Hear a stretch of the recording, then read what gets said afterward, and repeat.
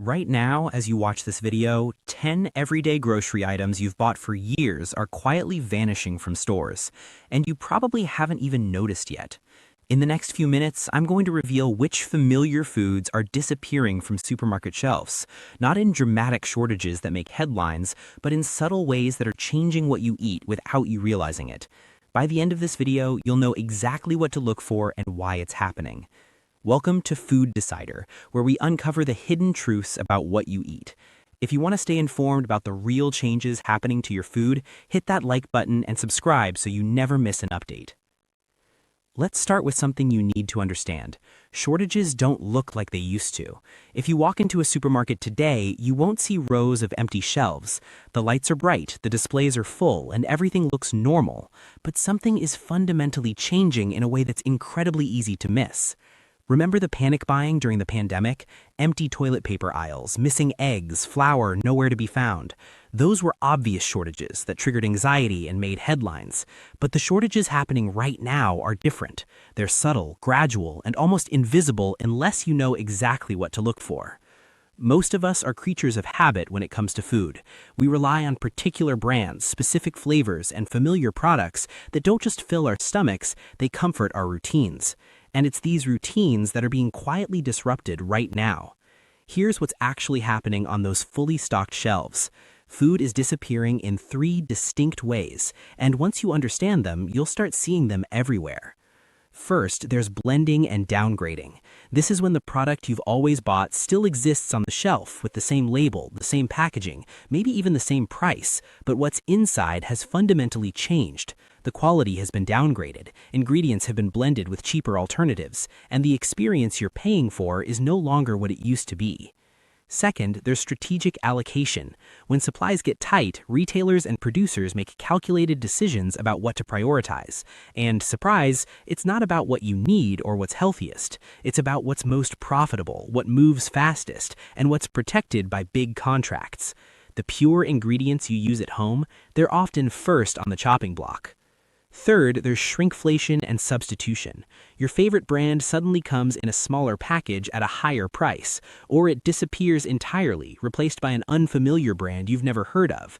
The shelf never looks empty, but none of the options are actually what you came for. Now, here's why this matters to you personally. Your daily routines are being disrupted without your conscious awareness. The quality and consistency you've relied on for years is quietly eroding. And the comfort foods you trust, the ones that anchor your meals, your family traditions, your dietary needs, they're being replaced by versions that just aren't the same. The hardest part, most people don't even realize it's happening until the change is already complete. So let's talk about the 10 everyday items that are disappearing right now. And I want you to pay close attention because chances are at least 3 or 4 of these are sitting in your kitchen right this moment. Let's start with extra virgin olive oil. You'll still find plenty of olive oil on supermarket shelves. The glossy ads still proclaim its heart health benefits. The labels still say extra virgin, but behind the marketing, the real thing, genuine high polyphenol extra virgin olive oil, is slowly vanishing. Here's what's happening. Southern Europe, particularly Spain, Italy, and Greece, has experienced repeated droughts and erratic rainfall over the past few years. Production has dropped by 30% in some areas. These are the regions that produce the world's best olives, and the climate stress is relentless. But demand hasn't dropped. People still want that healthful oil, especially consumers over 50 who've made it a staple of their diet.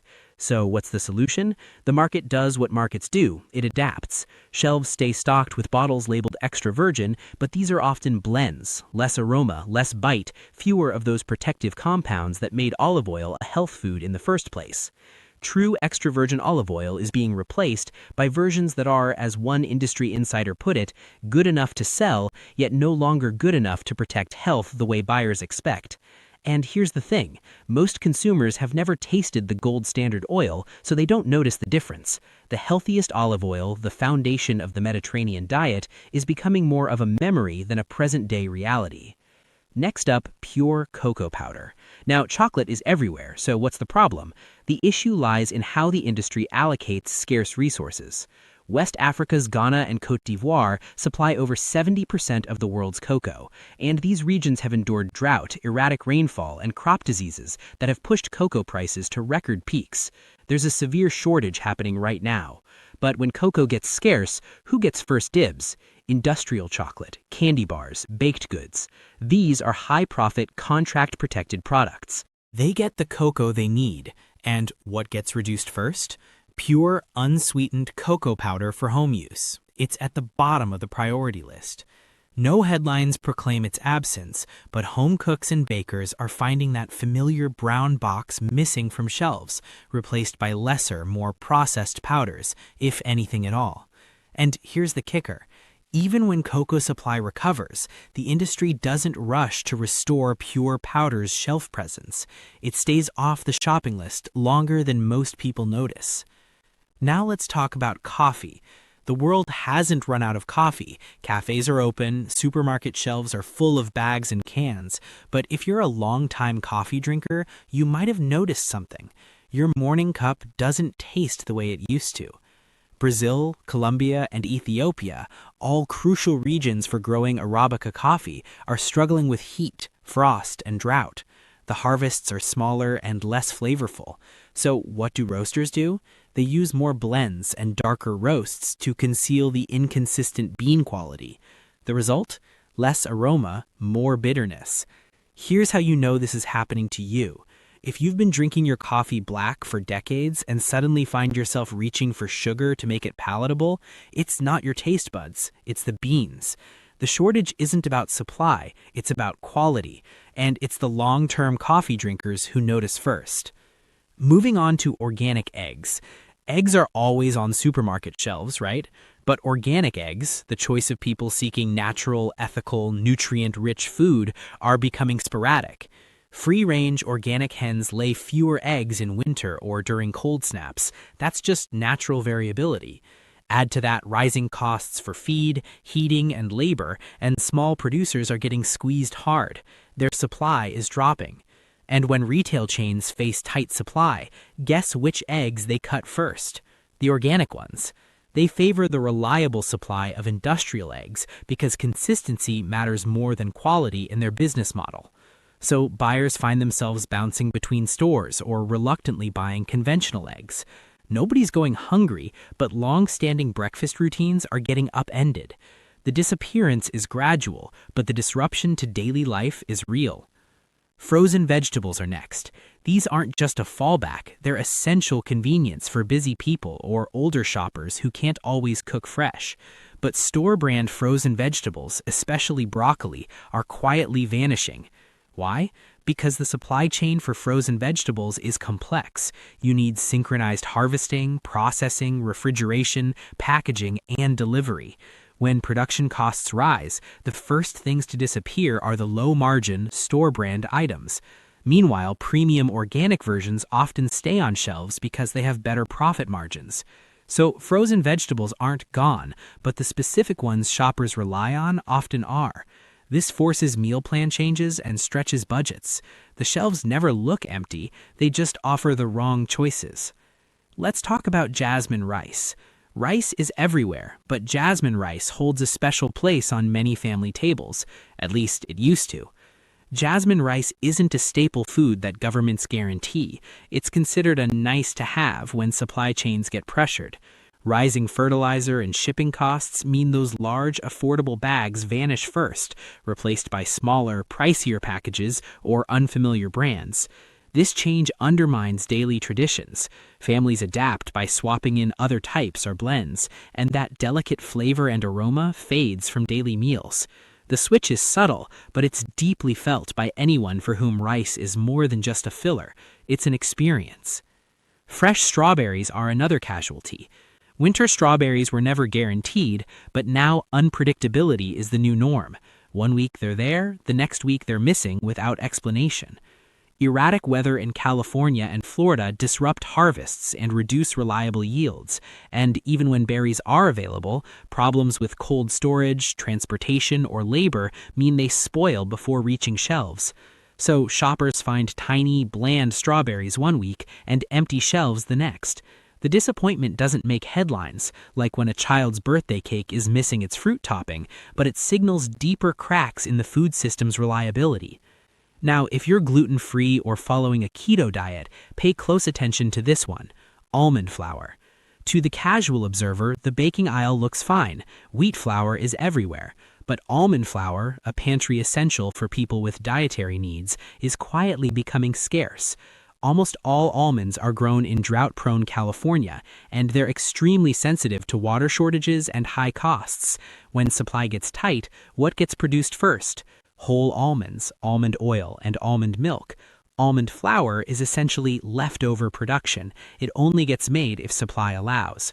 Plus, it has low turnover and higher shipping costs, which means retailers quietly phase it out when pressures mount. Suddenly, that familiar bag is missing or has shrunk while the price jumps. Nobody calls it a shortage, consumers just adapt or go without.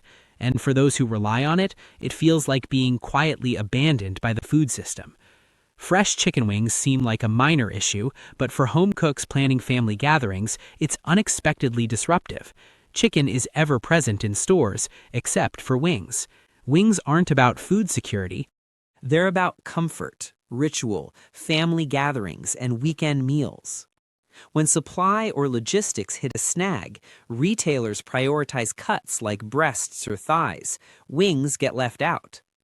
Home cooks end up adapting meal plans at the last minute when wings aren't available. Each small disruption like this chips away at the sense of trust and predictability in the grocery shopping experience. Finally, let's talk about unsweetened oat milk.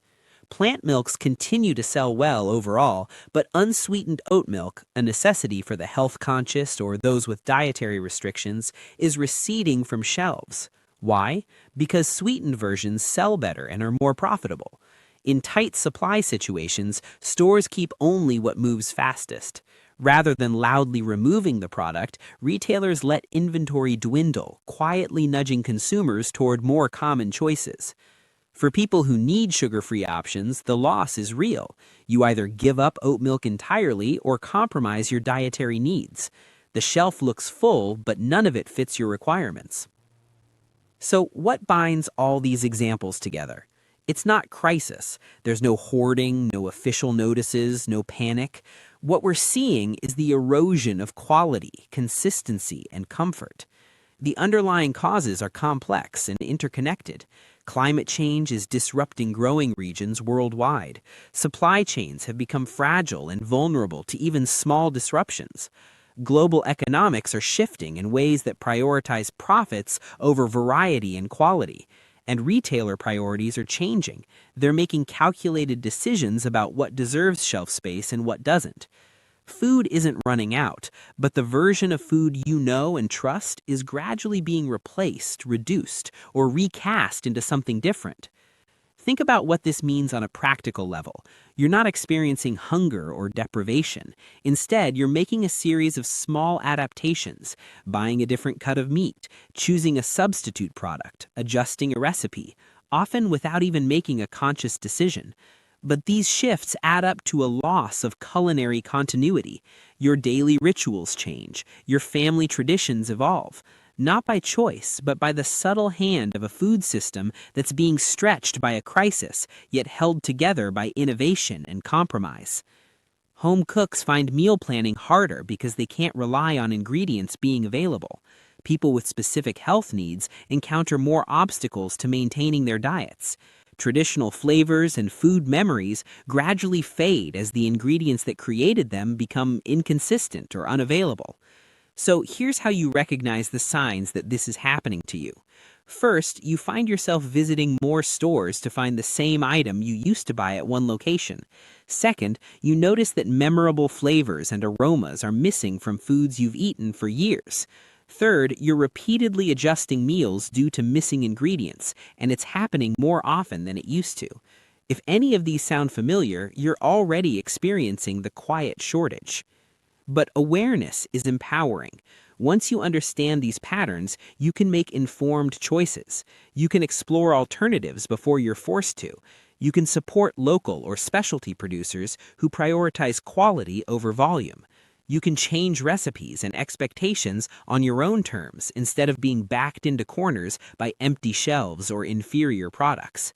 Climate disruption isn't going away. Supply chain vulnerabilities are structural problems that won't be fixed quickly, and retailer priorities will continue to favor profit and efficiency over variety and quality. That's just business. So, what can you actually do? Start by paying attention. Notice when your regular products are missing or when they don't taste the way they should. Track these changes instead of dismissing them as one-off incidents. Diversify where you shop. Local farmers markets, specialty stores, and smaller retailers often carry products that big chains have quietly phased out. They also tend to prioritize quality over just filling shelves. Build flexibility into your meal planning. Have backup ingredients and alternative recipes ready. Don't depend on any single product being available when you need it. And finally, adjust your expectations about consistency. The era of buying the exact same product with the exact same quality year-round might be ending. That doesn't mean you have to accept inferior food. It means you need to become more intentional about what you buy and where you buy it. Shortages aren't what they used to be. The age of the quiet shortage is here, and it's defined not by what you see missing, but by what you feel is gone. Quality, value, comfort, and constancy. Pay attention to these subtle shifts, because the hardest part isn't running out of things. It's failing to notice when the erosion begins. Perhaps it's time to become more intentional in how we shop, cook, and eat. Stay alert to not only what has disappeared, but also what remains and what new traditions we might build as the world continues to change. The age of quiet shortages is here, where what you don't see missing matters more than what you do. Stay alert, shop mindfully, and remember, Food Decider is here to help you navigate every change. See you in the next video.